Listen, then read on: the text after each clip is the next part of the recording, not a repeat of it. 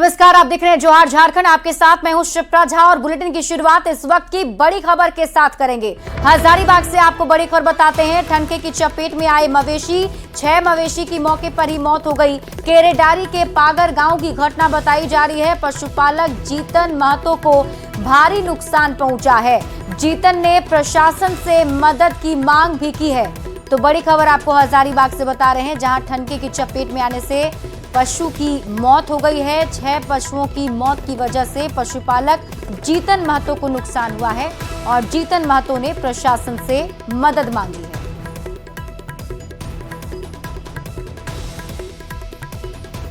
देखिए, झारखंड में मौसम के मिजाज ने सब कुछ हरा हरा कर दिया है। तभी तो गर्मी से लोगों को राहत मिली, तो वहीं दूसरी तरफ जल जमाव से लोग परेशान नजर आए। इसी बीच कई इलाकों में आसमान से गिरे ठनके ने परेशानी भी बढ़ा दी।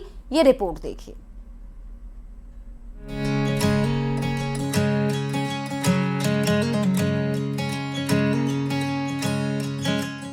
उफ, ये गर्मी वाली मौसम में अगर वाह ये बारिश वाला एहसास मिल जाए तो क्या कहने। जी हाँ, जमशेदपुर में मौसम ने अचानक से करवट ली और दिन में ही रात का एहसास लोगों को होने लगा। उमस भरी गर्मी में झमाझम बारिश ने लोगों को बड़ी राहत दी। बहुत अच्छा लग रहा है। परेशानी हो रही थी, बहुत परेशानी, ड्यूटी आना जाना, स्कूल के लिए बच्चे लोगों को अभी बहुत राहत है, बहुत अच्छा आनंद आ रहा है। वहीं रामगढ़ वासी को पश्चिम विक्षोभ की वजह से राहत और परेशानी दोनों का एहसास हुआ। बारिश ने तापमान को गिरा दिया, साथ ही आंधी और तेज बारिश की वजह से कई जगहों पर विशालकाय पेड़ तक उखड़ गए। पतरातू के हफुआ में वज्रपात की चपेट में 3 बच्चे आ गए, जिसमें एक की मौत हो गई और 2 गंभीर रूप से घायल हो गए। बिजली गिरा तो तीनों फंस गया वही बिजली में, हफुआ में, तार में अचानक से जी। गुमला जिला सहित झारखंड के 20 जिलों में अचानक से मौसम ने करवट ले ली। तेज हवाओं के साथ बारिश की संभावना जाहिर की गई और मौसम विभाग ने अगले 5 मई तक भारी बारिश और वज्रपात को लेकर येलो अलर्ट तक जारी किया। लोगों से एहतियात बरतने की अपील की गई। हजारीबाग में भी दोपहर के बाद से अचानक से मौसम ने करवट ले ली और झमाझम बारिश के साथ आंधी और वज्रपात ने लोगों को डरा दिया। किसानों की परेशानी भी बढ़ चुकी है और वे अब अपनी फसल के बर्बाद होने की आशंका से परेशान नजर आ रहे हैं। हवा चल रहा था, उसके कारण पेड़ उड़ भी बहुत गिर गए हैं, फसल भी खराब हो गए। पानी की वजह से, पानी पड़ने की वजह से पूरा अंधेला छा गया था। पहले क्या मौसम था? उससे पहले धूप था, थोड़ा गर्मी था। फिलहाल पानी पड़ने की वजह से तो गर्मी में राहत मिला है। वहीं दुमका में आंधी और तूफान के साथ बारिश उमस भरी गर्मी से लोगों को बड़ी राहत देती नजर आई। मौसम विभाग ने हालांकि पहले से ही दुमका और आसपास के इलाकों में आंधी और बारिश का पूर्वानुमान जाहिर किया हुआ था। न्यूज़ 18 के लिए जमशेदपुर से आशीष तिवारी, रामगढ़ से जावेद खान, गुमला से रुपेश कुमार भगत और हजारीबाग से सुशांत सोनी के साथ दुमका से नितेश कुमार की रिपोर्ट। जामताड़ा में बिजली संकट ने ग्रामीणों को सड़कों पर उतरने को मजबूर कर दिया है। सदर प्रखंड क्षेत्र के झरना पड़ा गांव में बीते 5 दिन से बिजली नहीं है। दरअसल गांव के पास ट्रक पलटने से बिजली पोल को नुकसान पहुंचा था, जिसकी वजह से पूरा गांव अंधेरे में डूबा है। लोगों ने विभाग को कई बार जानकारी दी, लेकिन अभी तक बिजली बहाल नहीं हो सकी। नाराज लोग ढोल नगाड़े लेकर सड़क पर उतरे, विभाग के खिलाफ प्रदर्शन किया। मौके पर पहुंची पुलिस ने लोगों को सड़क से हटाया। प्रशासन ने बिजली विभाग को गांव में जल्द बिजली की बहाली के निर्देश दे दिए हैं।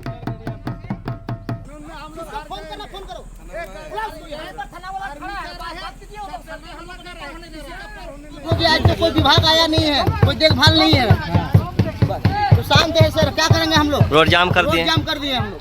क्या चाहते हैं? हम लोग बिजली चाहते हैं। बिजली, हाँ, पोल गाड़ देगा, बिजली चालू कर देगा, हम लोग का खत्म हो गया रैली। केंद्र सरकार की ओर से जातीय गणना कराने के फैसले का झारखंड के सभी दलों ने स्वागत किया है। बीजेपी सांसद प्रदीप वर्मा ने उम्मीद जताई कि इससे वंचितों के विकास की कार्य योजना बनाई जा सकेगी। आजसू प्रवक्ता देवशरण भगत ने सरना कोड का भी कॉलम रखे जाने की मांग की है, तो कांग्रेस अध्यक्ष केशव महतो कमलेश ने फैसले का स्वागत करते हुए इसकी टाइमिंग पर सवाल उठाए हैं। देश का जो वंचित समूह है या वर्ग है, उसके लिए न केवल लक्षित योजनाएं एवं नीतियां बनाई जा सकेंगी, बल्कि उनके विकास के लिए क्षेत्रवार एक अलग से कारगर और प्रभावी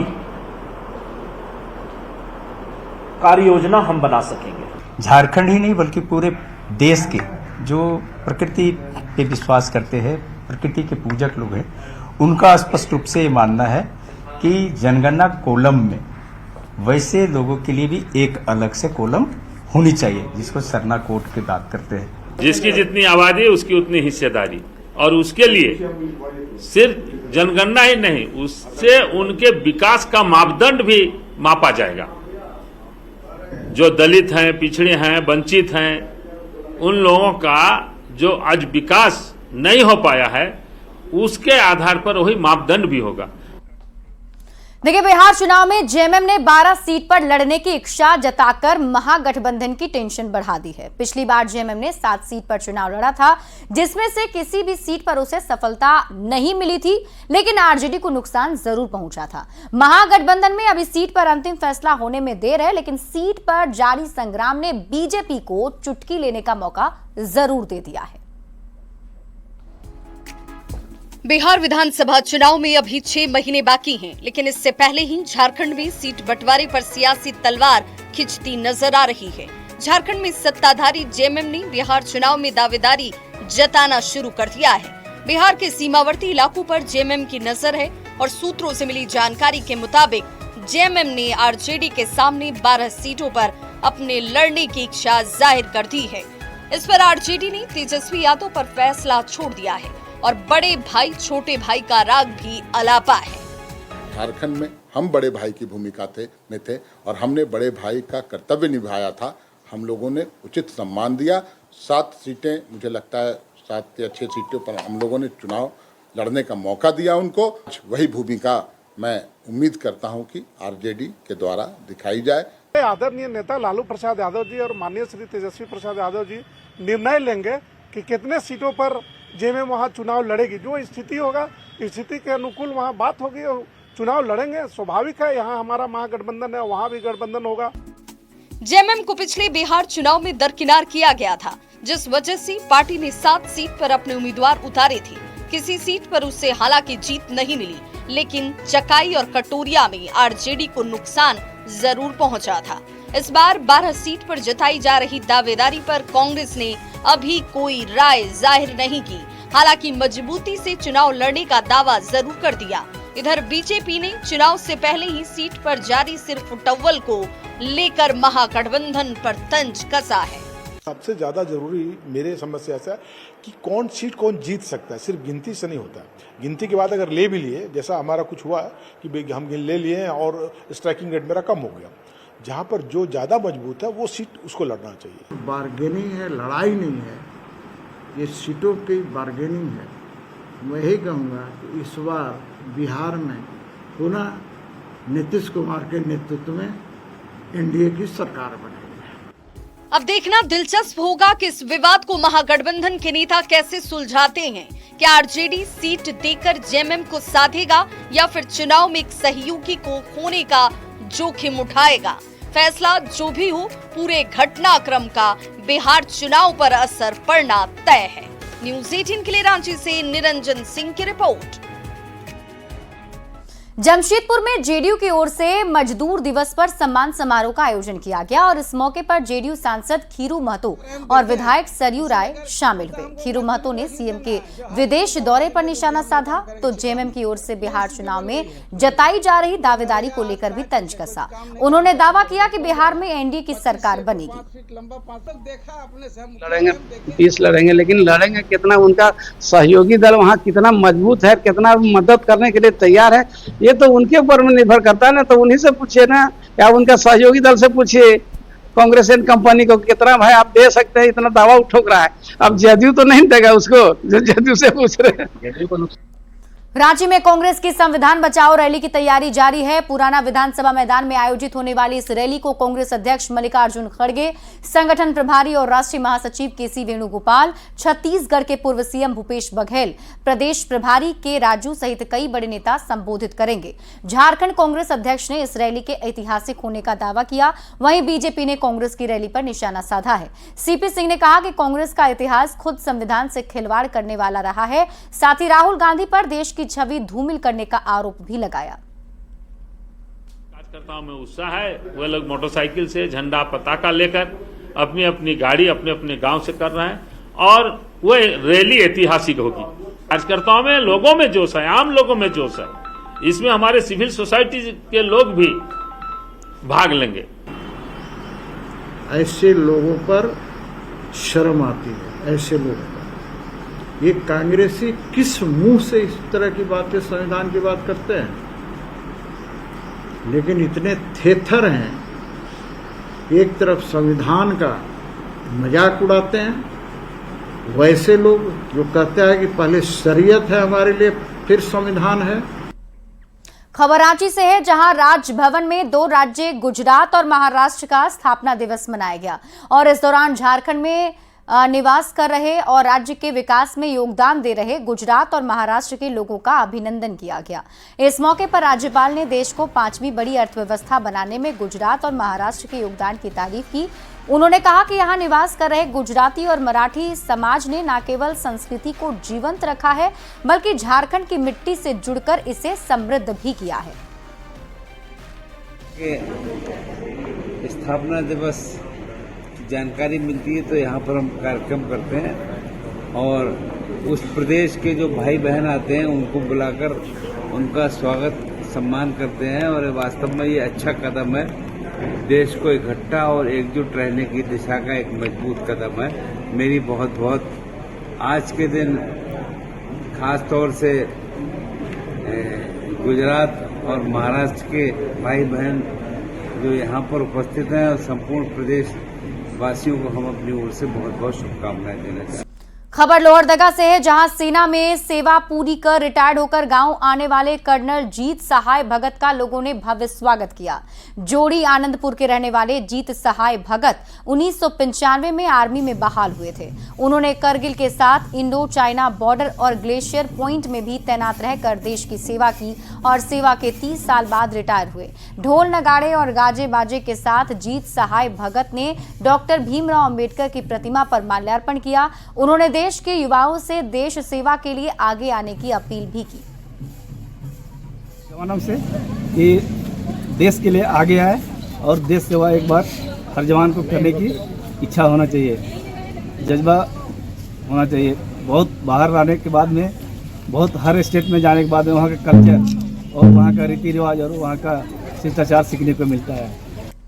अमृत भारत स्टेशन योजना के तहत रांची मंडल में 5 रेलवे स्टेशन नामकुम, टाटी सिलवे, सिल्लीमुरी और गंगा घाट के साथ राज्य के 27 रेलवे स्टेशन का पुनर्विकास किया जा रहा है। कई रेलवे स्टेशन का काम करीब 90% तक पूरा भी हो चुका है। पीआरओ ने उम्मीद जताई है कि अगले 1 से 2 महीने में इसे पूरा कर लिया जाएगा। बता दें कि अमृत भारत के तहत अत्याधुनिक सुविधा से युक्त स्टेशन बनाया जा रहा है। गोविंदपुर रोड का काम 100% कंप्लीट है। वहाँ पे अत्याधुनिक सुविधाएं पैसेंजर्स के लिए उपलब्ध हैं। उसके अलावा हमारे स्टेशन बालसिंग, पिस्का, नामकुम और टाटी सिलवई का काम भी मोर देन 90% फिनिश्ड है, जो कि शॉर्टली हो जाना चाहिए। यहाँ पे अत्याधुनिक सुविधाएं जैसे कि दिव्यांग फैसिलिटीज होती हैं, लो टिकट काउंटर्स होते हैं, वो उपलब्ध हैं। उसके बाद फिर उनके लिए विशेष ड्रिंकिंग फैसिलिटीज उपलब्ध हैं, एंट्री एग्जिट रैम्प्स उपलब्ध हैं, दिव्यांग फैसिलिटेटेड टॉयलेट्स और सारी की सारी सुविधाएं जैसे कि लिफ्ट्स एक्सेट्रा सब उपलब्ध हैं यहाँ पे। रांची के ओरमांझी थाना क्षेत्र में अपराधियों का दुस्साहस देखने को मिला है। अपराधियों ने लूट की एक बड़ी वारदात को दिन दहाड़े अंजाम दिया है। पिस्टल के बल पर अपराधियों ने जेवर दुकान को निशाना बनाया और लाखों की कीमती गहने उड़ा ले गए। लूट का विरोध करने पर जय हिंद ज्वेलर्स के दुकान संचालक के साथ मारपीट भी की गई और दुकान के अंदर फायरिंग की वारदात को भी अंजाम दिया गया। दुकानदार सुधीर कुमार सोनी को पिस्तौल की बट से मारकर घायल कर अपराधी लाखों के कीमती जेवर लेकर फरार हो गए। मौके पर ओरमांझी थाने की पुलिस की टीम पहुंची, मामले की जांच शुरू कर दी है। वहीं इलाके की नाकेबंदी कर अपराधियों की धरपकड़ में जुटी हुई है। जिस तरह अपराधियों ने इस वारदात को अंजाम दिया है, उससे इलाके के लोग सकते में हैं।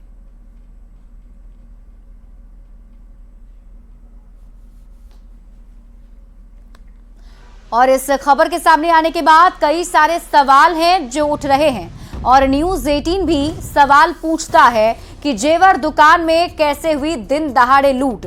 सवाल ये भी कि लूट की वारदात से पुलिस आखिर क्यों अनजान रही, और सबसे बड़ा सवाल ये कि अपराधियों का अब तक सुराग क्यों नहीं मिला है।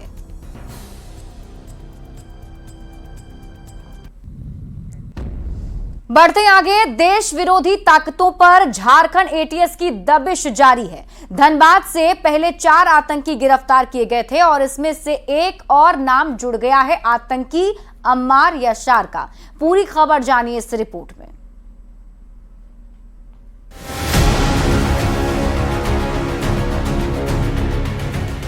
आतंकी संगठनों पर झारखंड एटीएस का शिकंजा कसता जा रहा है।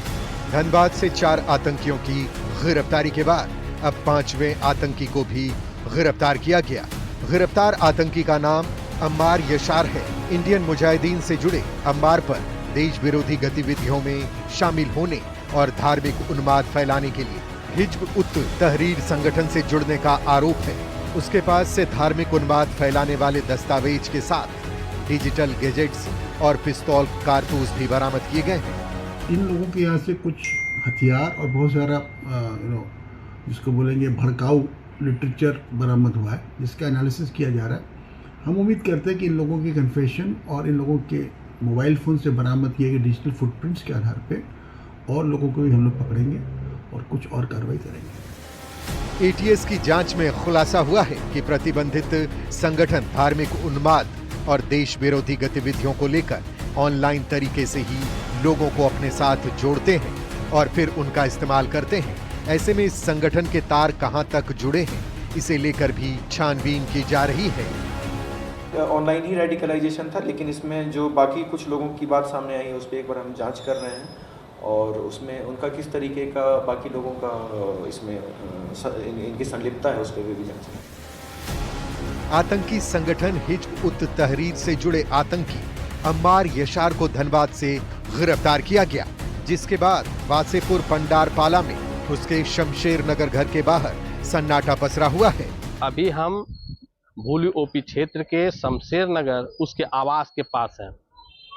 एटीएस की आतंकी संगठन से जुड़ने को लेकर यह 5वीं गिरफ्तारी है। एटीएस की टीम लगातार आतंकी संगठन से जुड़े लोगों से पूछताछ कर रही है और परत दर परत जो लोग इसमें जुड़े हुए हैं उनकी जानकारी उन्हें मिल रही है। पहलगाम हमले के बाद सुरक्षा एजेंसियां सतर्क हैं और देश के दुश्मनों पर नकेल कसने में जुटी हैं। धनबाद से 5 आतंकियों की गिरफ्तारी के बाद अब इंतजार है उनसे होने वाले खुलासे का, ताकि देश की शांति को भंग करने में जुटे आतंकियों को करारा जवाब दिया जा सके। न्यूज़ 18 के लिए रांची से ओम प्रकाश के साथ धनबाद से संजय गुप्ता की रिपोर्ट।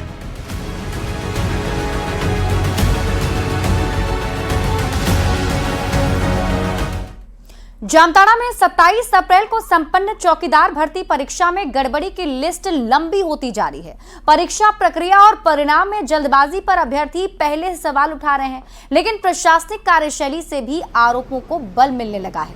प्रशासन ने रविवार को परीक्षा ली थी और उसी रात वेबसाइट पर जारी कर दिया। हद तो तब हो गई जब जामताड़ा प्रशासन ने मंगलवार देर रात दोबारा संशोधित परिणाम वेबसाइट पर अपलोड कर दिए। इस रिजल्ट में भी कई अनियमितता का आरोप लगा है। 25 से अधिक अभ्यर्थी उपायुक्त से मिलकर अपनी आपत्ति दर्ज करवाने पहुंचे, पर डीसी ना उनसे अपने आवास पर मिली और ना ही ऑफिस में। यहां तक कि वहां उनकी आपत्ति लेने वाला कोई जिम्मेदार अधिकारी भी नहीं मिला।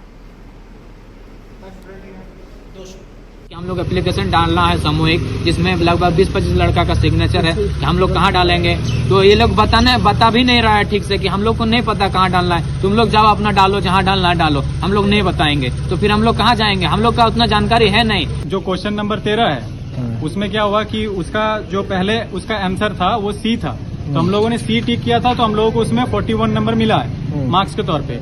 उसके बाद जो नया रिजल्ट ये लोग जारी किया वो कैसे जारी किया कि दावा आपत्ति करके संताली भाषा को संविधान संशोधन 3 में जोड़ा गया था, जबकि आंसर 2004 में दिया गया। तो हम 3 किए हैं, उसी के चलते मेरा नंबर कम गया, इसीलिए के नंबर हम बढ़ाना चाह रहे हैं। ये तो पहली बार मैं देख रहा हूँ कि भाई प्रश्न पत्र जेरोक्स प्रश्न पत्र में नंबर नहीं। उपायुक्त महोदया का लिखित आदेश है कि भाई 4 सीरीज में होगा, कोई सीरीज नहीं। उसके बाद जो है क्या बोलते हैं, ये प्रश्न पत्र बनाने वाले अधिकारी रिफ्यूज कर जाते हैं कि हम इसका विशेषज्ञ नहीं है। फिर किसने बना दिया, वो प्रश्न पत्र रहा कहाँ? आंसर शीट जो है कार्बन कॉपी सहित दी गई, कार्बन कॉपी भी ले लिया गया। हम लोगों ने सोचा कि जिला प्रशासन का जो पक्ष है उससे भी आप लोग को रूबरू कराते हैं। तो इसमें मैं बताना चाहूंगी कि किसी भी स्तर पर कोई तरह की गड़बड़ी नहीं हुई है, चाहे वो एग्जाम लेना हो या किसी भी तरह की प्रेस विज्ञप्ति में हम लोगों ने क्या डाला, रिजल्ट पहले निकाल डाला। और यार एक छोटे से ब्रेक के लिए जल्द लौटते हैं वापस।